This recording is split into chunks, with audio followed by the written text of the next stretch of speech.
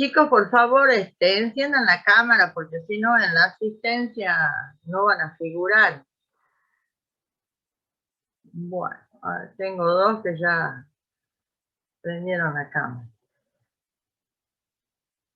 Bueno, algunos de los que están presentes tienen problemas con el práctico anterior o con el nuevo de la vivienda de ustedes, el sector que les pedí,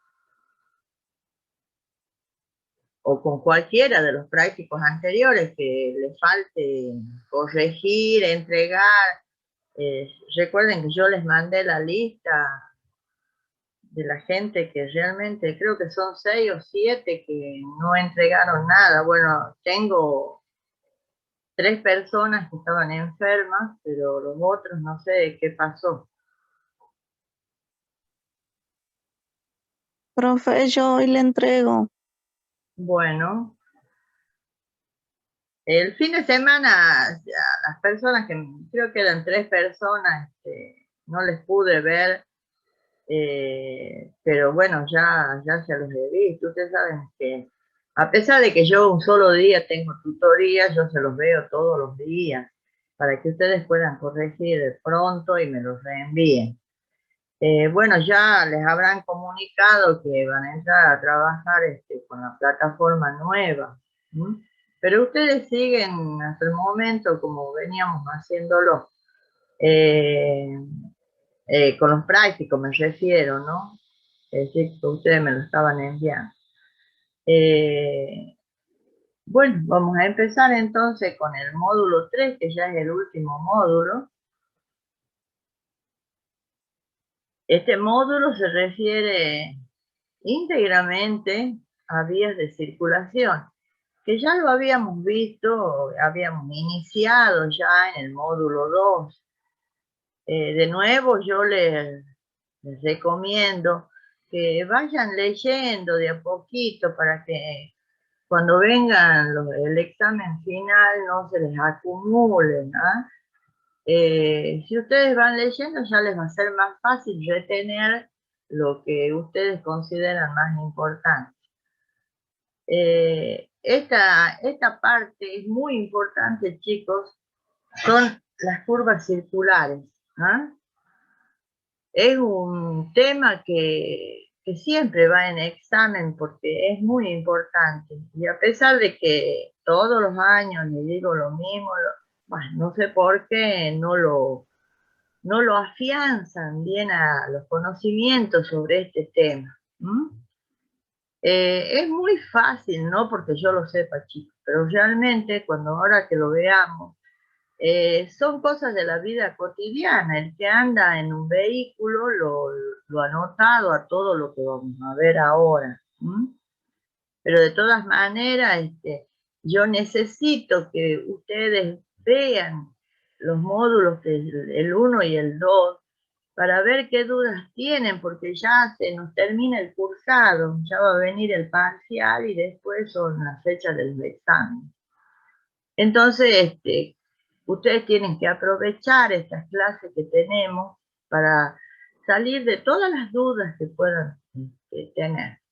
Bueno, acá es, ¿por qué se llaman curvas circulares? Porque son construidas en base a un círculo, ¿ah? De ahí viene su nombre. Y estas se dividen en dos, en general son en dos, que se llaman curvas circulares horizontales, curvas circulares verticales. Y ahí vamos a introducir, que ya lo vamos a ver, las curvas de transición. Bueno, vayamos por partes. Las curvas horizontales se clasifican en tres. En curvas circulares simples, en curvas circulares compuestas y en curvas circulares de reversa. Escuchen bien, porque esa palabra siempre me ponen cualquier cosa en vez de ponerme reversa cuando yo les pido esa clasificación. Ya vamos a ver cada una de ellas a qué se refiere. Bueno, y las verticales también se dividen. Pero vamos a empezar con las simples. Acá dice curvas horizontales simples. Es un arco simple que empalma dos tangentes. Cuando ustedes vean el dibujito que está acá abajo, se van a dar cuenta. Esto que vemos acá es la porción del círculo, ¿ah? Es un arco. Ustedes saben que si tomamos una parte de un círculo se llama arco. Y dos tangentes, y esa sería la curva, la que está comprendida en ese arco, sería la curva circular simple. Hay veces, chicos, que yo les pido que sinteticen los conceptos y grafiquen. Entonces ustedes van a decir que son las curvas simples, horizontales, por supuesto simples, y me hacen este dibujito. No me interesa que se memoricen las letras, chicos, que están acá, pero sí el gráfico, porque eso está demostrando que ustedes han entendido el concepto. ¿A qué se llama curva circular horizontal simple? Y acá les explica desde qué letra a qué letra va esa porción de arco. Eso que está comprendido entre las dos tangentes se llama punto de curvatura. Y acá ve, esto en sí es para que ustedes se den cuenta de a qué corresponde esa curva simple. Pero si yo les pido que sinteticen, simplemente me van a decir una porción de arco cortada por dos tangentes. Con ese concepto para mí es suficiente, más el grafiquito de esa especie de triángulo que se forma, ¿ves? Con la porción del círculo. Todo esto que va con las letras, eso es para que ustedes entiendan cuál es la curva simple. Luego tenemos las horizontales compuestas. Acá el concepto ¿cuál es? Que está formado por dos o más curvas simples. Hay veces que ustedes van en la ruta y ven que toman una curva y después cambia. Por ejemplo, uno dice, uy, esta curva es muy abierta, esta curva es muy cerrada. Si se presentan esas dos ocasiones, ahí tenemos una curva compuesta, porque no mantiene el mismo círculo, el mismo radio, la misma dimensión. Por eso se llaman horizontales compuestas. Es muy común, como lo van a leer después, en terrenos montañosos, que de acuerdo, ustedes se acuerdan que en el módulo anterior vimos que uno de los factores de mayor importancia en el trazado de nuevas rutas es el tipo de terreno que tenemos y la parte vehicular. En este caso, las compuestas las pueden ver con mucha facilidad en la zona montañosa. Y las de reversa son las que comúnmente todos llamamos curva y contracurva. ¿Qué quiere decir eso? Que cambia su punto central del círculo. Viene la curva para un lado, supongamos hacia la derecha, y después se va hacia la izquierda.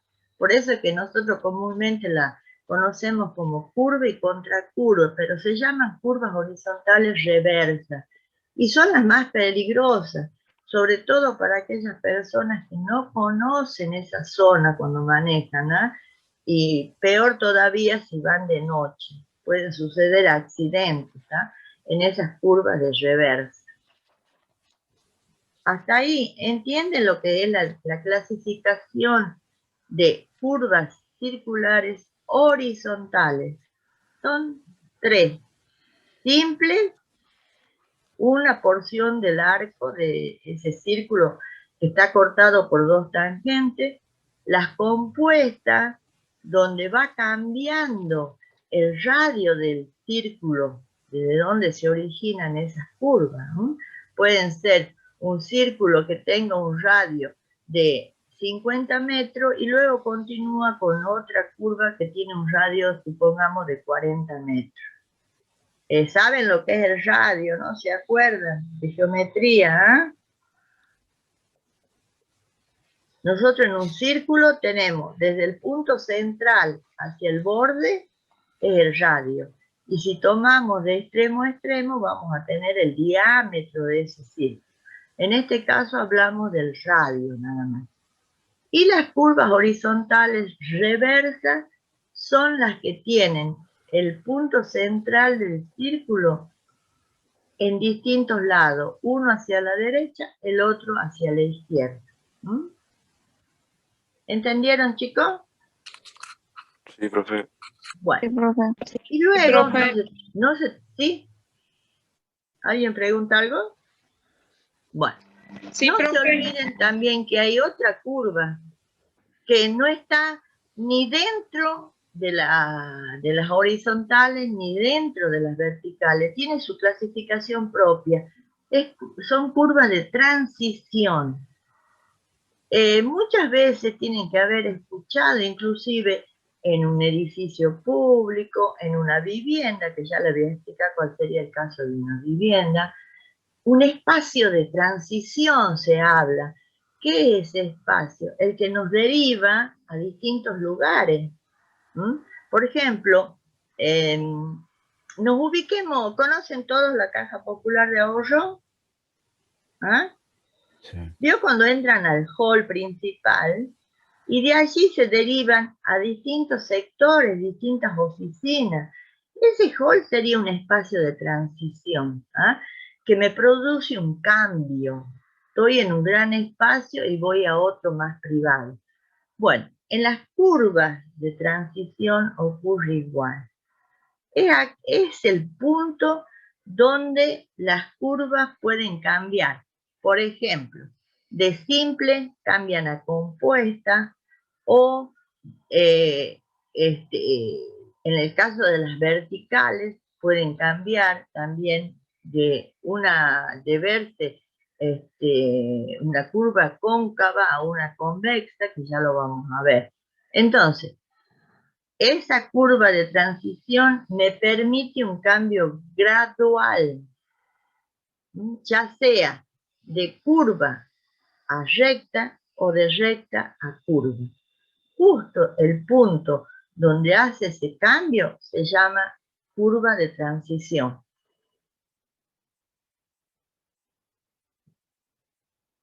Bueno, acá, esto es re interesante, chicos, el peralte.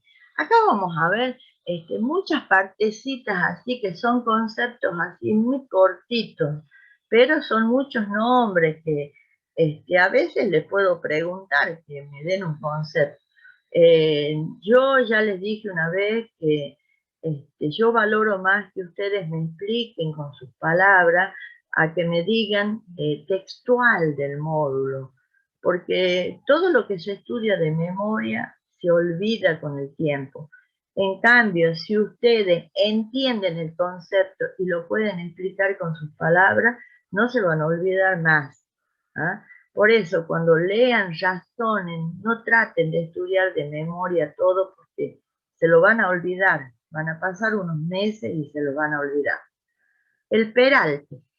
Chicos, cuando ustedes van en una curva, me imagino que muchas veces tienen que haber pasado en vehículo, ya sea en ómnibus o en vehículo particular. Ven que en una curva como que el vehículo se ladea hacia el centro de la curva. ¿Por qué pasa eso? Porque la curva tiene una zona que se llama peralte.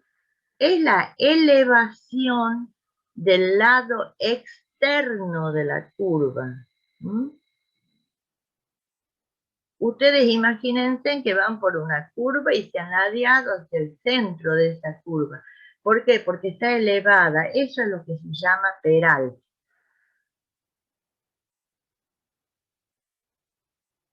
Acá hay una fórmula que, como les dije en otros casos, es para que ustedes comprendan de dónde vienen las medidas de cada cosa. ¿Ah?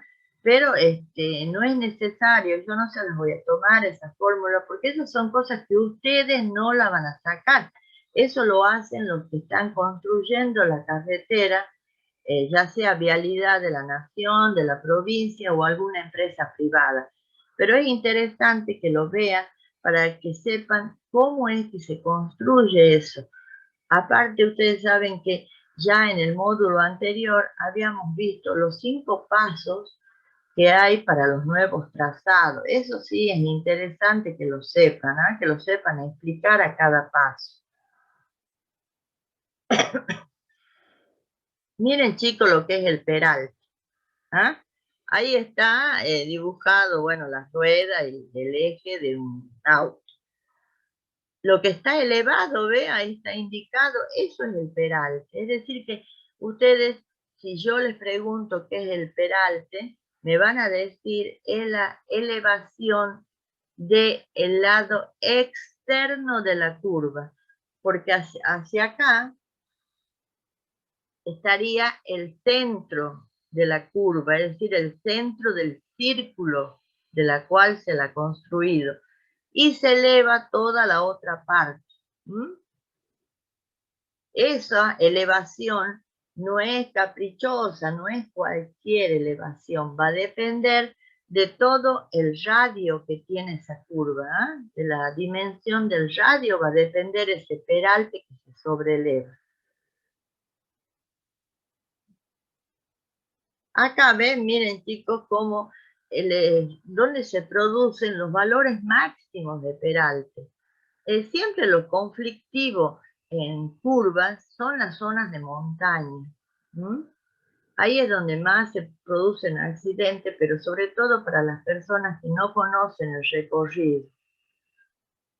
También interviene en este peralte, en la dimensión, en cuánto vamos a levantar ese borde externo, las zonas climáticas, porque puede haber congelamiento, ¿no es cierto?, por el frío o nevada o mucha lluvia, todo eso influye en el peralte.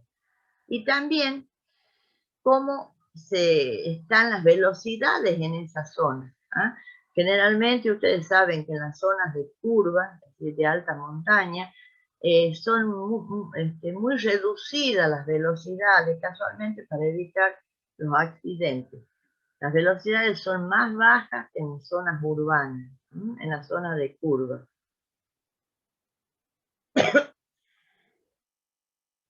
Y acá, mire cómo les muestra los porcentajes de lo que les acabo de hablar, ¿eh? Cómo es un 10% con respecto al recorrido, al ancho que tiene la curva. A eso se refiere ese porcentaje, ¿eh? En zonas rurales montañosas o con mal clima, en zonas llanas, pero donde también hay un mal clima, y en zonas próximas a los cascos urbanos. ¿Ah? Ahí está más reducido, porque generalmente ustedes saben que cuando una ruta se aproxima a una zona urbana, las velocidades deben ser mucho más bajas. ¿Ah? Por eso es que ponen a veces radares en muchas zonas, y de allí vienen las multas, porque no respetan los carteles que dicen a la velocidad que se debe conducir. Hasta ahí vamos, chicos, con esto del peralte y la clasificación de las horizontales. Sí, profe. Bueno. Sí, profe. Mire acá, yo lo recuadré porque es algo importante. Dice que el peralte es inversamente proporcional al radio de curvatura, correspondiendo el peralte máximo al radio mínimo. Bueno, yo no sé si todos saben conducir, de todas maneras lo mismo, me hayan ido como acompañante en un vehículo. Cuando la curva, la parte de la calzada es bien ancha, ¿no? Es cómoda, ahí el peralte se reduce, es menor esa elevación en el borde externo. Pero cuando la curva es angosta, ahí se produce una mayor altura en ese peralte. ¿Ah? Casualmente, para evitar la velocidad del auto, ese peralte la va frenando para que tomen la curva. Es decir, que toda esta parte, les cuento, yo esto en la facultad, en arquitectura, nunca vi esto. Yo lo estudié averiguando, yendo a vialidad, me entregaron bibliografía, inclusive en Catamarca también fui a vialidad para que me expliquen, porque es la zona de, todo es curva, ustedes han visto la cuesta, no sé si han ido a Catamarca, es una zona toda de cuesta y llena de curvas y contracurvas. Entonces ahí ellos me explicaron todo este tema del peralte, ¿no? Y es algo muy interesante que a veces uno dice, ¿por qué el auto se va hacia el costado? ¿Ah? Y es por eso, porque está sobreelevado el borde externo. Luego hay una parte en la ruta y se llama sobreancho. Esto en las curvas horizontales presenta las mismas condiciones de seguridad que en la parte recta. ¿Para qué se da el sobreancho? Para que no haya tantos accidentes, para disminuir el riesgo cuando se circula dentro de una curva. ¿Ah? Es decir, que se amplía lo que es el ancho de esa curva. Por eso se llama sobreancho.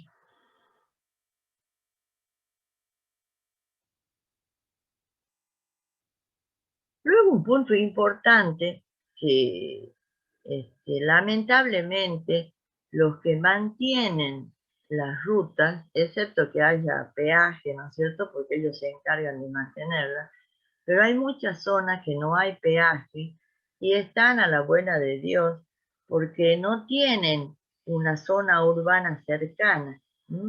Y ahí es donde se producen problemas con respecto a la visibilidad en las curvas. ¿Sí? Y por eso es que en la zona que no se ha desmalezado o que no está correctamente mantenida, hay que manejar con mucho cuidado. La visibilidad para detención. Bueno, ustedes saben que no está prohibido detenerse en curva, ¿no es cierto? Como así también en los puentes. ¿Sí? Pero a veces ocurre que el auto falla, hay algún problema y se ven obligados a detenerse. Por eso es que se hace también los sobreanchos. ¿Ah? Y debe haber una distancia donde ustedes se detengan, debe haber una distancia mínima para que puedan ser vistos por otro vehículo que vayan a entrar a esa curva, para que no se produzca un accidente. Lo ideal es que a la mitad de la curva recién traten de estacionarse, porque en el inicio vienen de una parte recta o de una curva en el otro sentido, que sería la de reversa, y no se los puede ver al que está estacionado y así se provocan los accidentes. Después ustedes, yo les explico lo que es el contenido en sí, ustedes lo leen y les aseguro que ya les va a quedar, con que lean 2 veces, ya van a estar al tanto de a qué se refiere esa visibilidad. Igual, si ustedes vienen en una curva hacia el lado interno de la curva, es decir, hacia el centro de ese círculo, van a tener mejor visibilidad que el que viene en el otro carril. ¿Ah? Ustedes recuerden cuando manejan, los que manejan, de los que yo les estoy diciendo, que esa es la realidad. ¿Ah? El que va hacia el centro de la curva puede ver porque la ve el recorrido que hace la curva. En cambio, el que va hacia el lado externo, no. Entonces, el que más tiene que tener cuidado. ¿Y cómo se dan cuenta ustedes? Por la elevación del peralte. Ahí ustedes se van a dar cuenta si van hacia el exterior de la curva manejando o hacia el interior. Además, es más amplio el recorrido del lado externo, porque la curva se abre en esa parte, que del lado interno, es más cerrado. con respecto a visibilidad para sobrepaso. Es muy peligroso, ustedes saben, el sobrepaso, ¿no es cierto? Tiene que ser una persona diestra que sepa inclusive calcular las velocidades a las que viene el otro vehículo en el sentido contrario. En las curvas, acá en la Argentina, está prohibido el sobrepaso en curvas, ¿ah? Pero puede ocurrir que a veces ustedes consideran, van por el centro de la curva y pueden ver que no viene nadie en el otro sentido. Entonces van a sobrepasarlo al que va adelante de ustedes. A eso se refiere la visibilidad que tienen que tener. Lo que sí perturba mucho, chicos, la visibilidad, tanto en línea recta como en curva, son árboles, las malezas, carteles que a veces están muy a la orilla de la carretera, también perturban esa visibilidad. Por eso es que todos estos pasos, cuando ustedes los lean, les va a servir para su vida cotidiana. Es decir, no solo para parte de la materia, sino que son cosas que se viven para aquel que transita en un vehículo.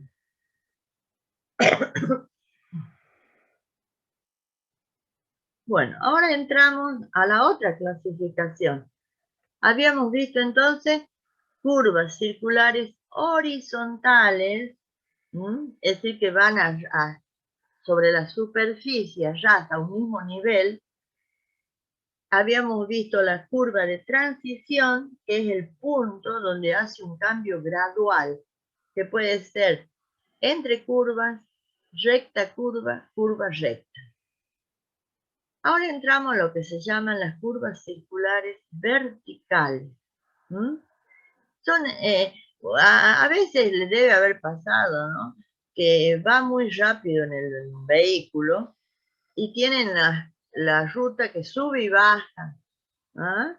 Esas son las curvas verticales y que a veces uno siente como que se eleva del auto si va se eleva del asiento si es que va muy rápido, que ya lo vamos a ver a esa parte.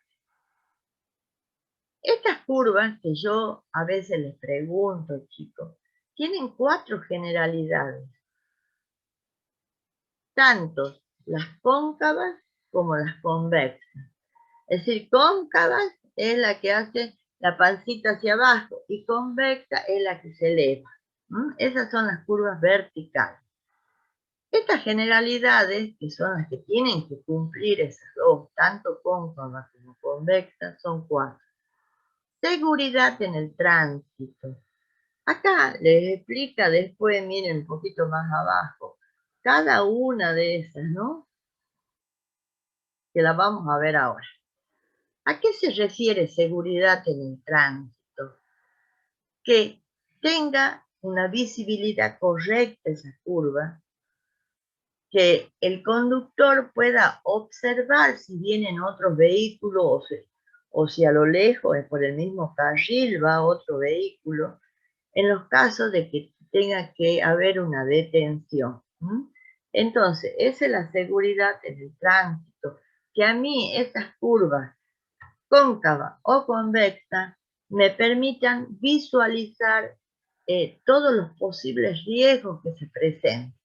Esa es la seguridad en el tránsito, para que este conductor pueda manejar tranquilo, ya sea en la noche o durante el día.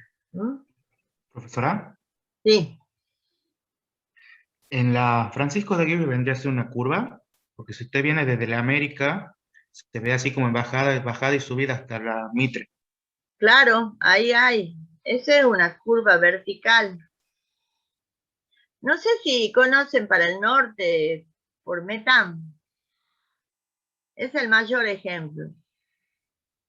Le Sí, llaman la zona de los toboganes, porque sí, es entre Salta y impresionante, no sé si han ido algunos, es impresionante las curvas verticales ahí. Sube y baja, sube y baja, sube y baja. Por eso le llaman la zona de los toboganes, por Metam, yendo para el norte. Ese es uno de los grandes ejemplos que puedo darles, ¿no? Acá en Tucumán también hay, viniendo del norte también tenemos. Y en lo que hace a curvas horizontales, es la zona de yendo para Catamarca. Es el mayor ejemplo, ¿ah? Y que ahí en esa zona de montaña encontramos de los dos tipos. Encontramos horizontales y encontramos verticales. ¿Mm?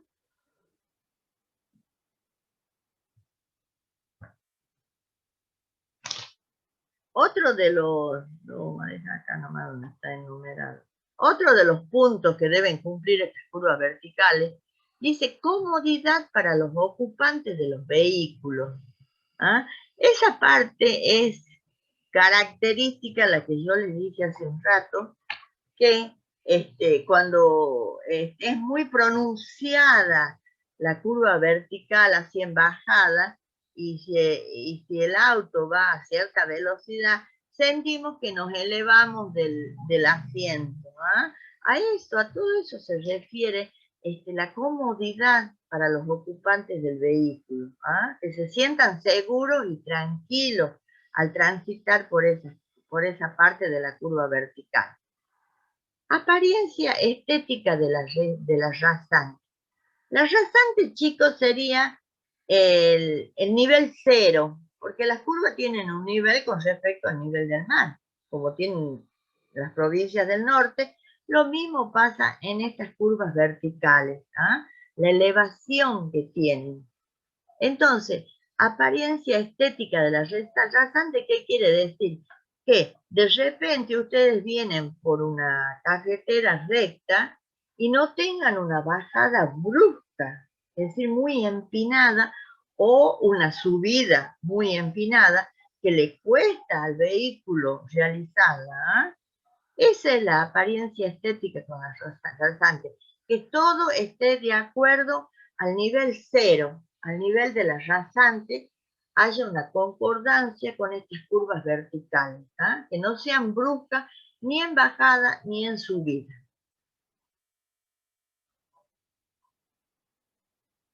Luego tenemos drenaje superficial adecuado. Yo me acuerdo un año que viajé a Buenos Aires en ómnibus, y en una zona de Santiago del Estero, era el diluvio esa noche, en la zona de Santiago del Estero el colectivo no pudo seguir, empezó a entrar agua por la puerta del colectivo.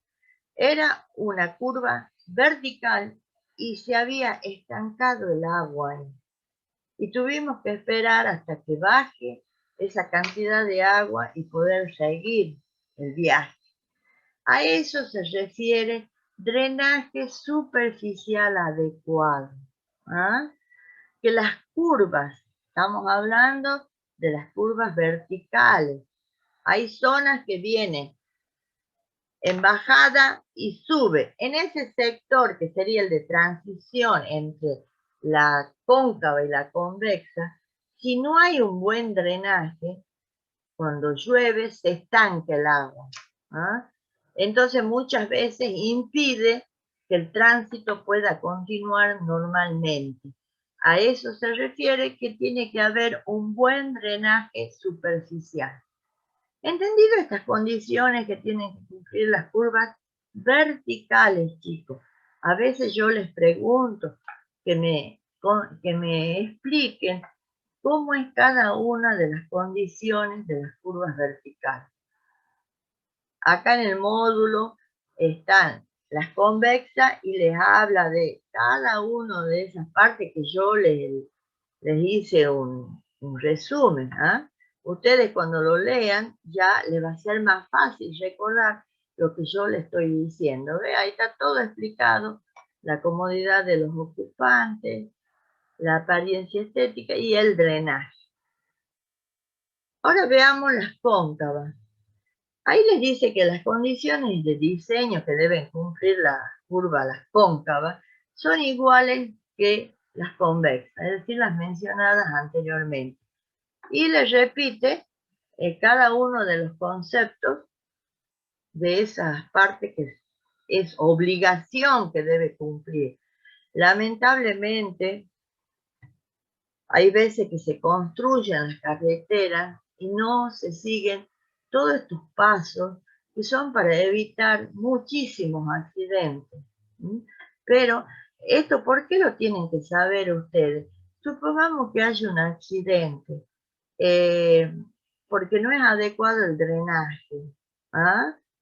Entonces hay, por supuesto, denuncias y todo lo que es legal, y ustedes ahí tienen que verificar como planimetristas si se cumplen los requisitos necesarios en estas curvas, y si no se han cumplido cuando se la trazó, entonces tendrá que pagar, indemnizar la empresa vial, si es privada, o vialidad de la nación o la provincia. ¿Entienden por qué tienen que saber esto si algún día se desempeñan como planimetristas? Porque no solo les va a tocar un caso dentro de la ciudad, sino también puede ser en ruta y en el campo, cuando yo les hablé de usurpación de propiedades, ¿se acuerdan?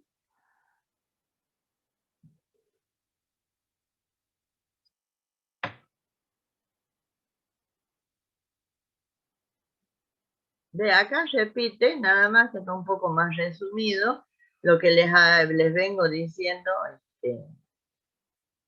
Ahí había un trabajo para que realizar un cuadro sinóptico. Supongamos, chicos, que yo les pida que realicen un cuadro sinóptico de las curvas. ¿Ah? Entonces ustedes, a veces yo les pido eso nada más, no les digo que me detallen cada una. Entonces ustedes, ¿qué van a poner? Van a poner hacia un lado curvas circulares, van a hacer toda una llave, van a poner horizontales, verticales, de transición. Van a volver a hacer otra llave chiquita en horizontales, van a poner simple, compuesta, reversa. Una llavecita en vertical y van a poner cóncava y convexa. ¿Entendido? ¿Ah? Hay veces que en el examen simplemente le pido eso. O a veces que me den el concepto bien sintetizado y un gráfico. ¿Ah? Que me hagan un pequeño gráfico. Yo les voy a mandar al grupo unos grafiquitos así que son todos a mano chiquititos de cada curva, cómo se la representó, para que ustedes se den cuenta, ¿no? De cómo puede ser un pequeño gráfico, un croquisito. Bueno, acá, chicos, empieza un tema sobre las pendientes. ¿Ah? En esas curvas verticales, ustedes saben que hay una pendiente.